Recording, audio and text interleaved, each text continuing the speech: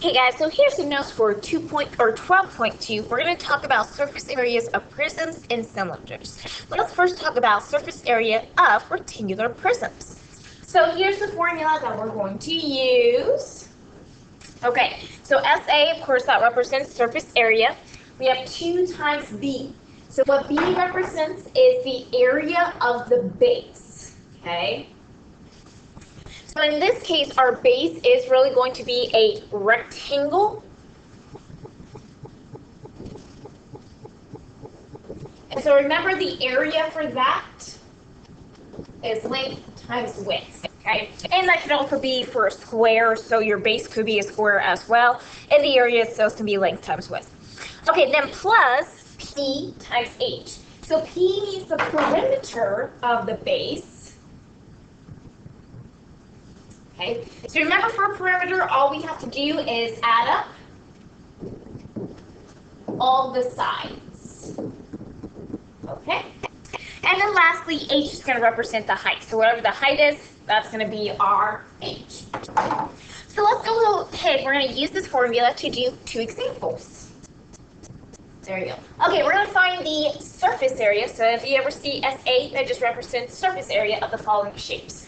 So for A and B, both of these are going to be our rectangular prisms.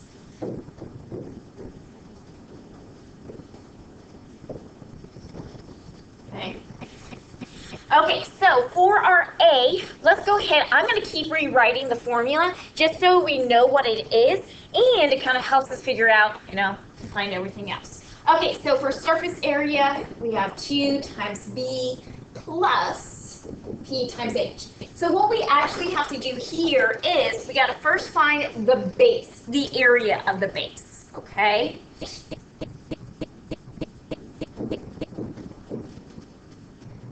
So to find the area of the base, notice here the base is going to be the bottom of our shape. So here, which I'm going to outline in like blue, there we go, that is our base. Notice we have our length, which is 7, and our width, which is also 7. So remember, for the area, to find the area of in this case, this is a square, okay, because they have the same sides, that's going to be length times width. So we do 7 times 7. So the area of the base is going to be 49. Now, excuse me, let's find the perimeter of the base. So to find the perimeter of the base, all you have to do is add up all the sides. Now remember, with a square or a rectangle, just depending what you have, that the sides are going to be the same. So if the length is 7, the other side of it, or the opposite side, is also going to be 7. Same thing, if our width is 7, then the opposite side. So if we try to do the perimeter of the base, notice that all our sides are 7. So we're going to do 7 plus 7 plus 7 plus 7. And when we add those up, we get 28. Okay, so now we got our perimeter there. Now let's talk about our height.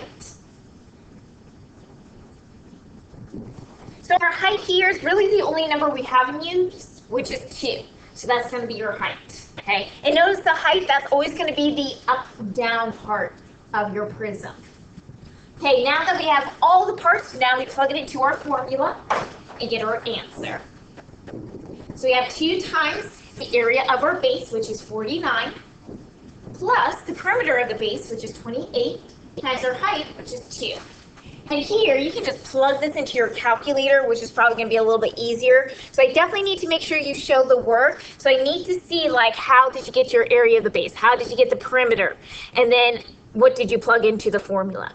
So then from here, you can just plug all this into your calculator. And when you do, we get 154. Now, remember, when we are doing like volume, area, anything like that, we have to actually use units. Notice that in this case, our units is going to be yards. So we have to represent that. Now, because this is surface area, we're really finding the area. Anytime we do that, that's going to be squared, okay? So we're going to have 154 yards squared. Okay, let's go ahead and do that same thing on our next problem. Actually, in fact, what I would like you to do is go ahead and pause the video and try part B for yourself. Okay, let's see what you got. So remember, our formula here is going to be 2 times b plus p times h. Let's find each individual part here. So we have the area of the base. Remember, our base is either going to be a rectangle or a square, but no matter what, that's always going to be length times width.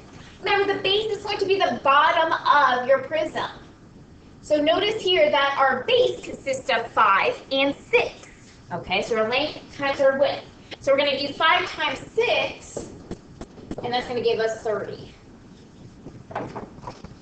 Okay, so now we're going to do perimeter of the base. So that means we're just going to go ahead and add up all the sides. Okay, so one of the sides is 5. That means the opposite side of that rectangle is also going to be 5. And then our width here is 6. That means the opposite side is going to be 6. So we're really going to have 5 plus 6 plus 5 plus 6. And so that's going to give us 22. Okay, now our last thing we're going to talk about is the height. So that's going to be the vertical or the up and down. Notice that is going to be actually our 7. That's going to be our height. Okay, now that I've gotten all the parts that I needed, I'm going to plug it into my formula. So I have surface area equals, we have 2 times our base, which is 30, plus the perimeter, which is 22, times 7. Now from here, you can just use your calculator and plug all of this in. And when you do, you should get 214. Now notice that our units is the m, which is meters. So we're going to have meters squared. Okay.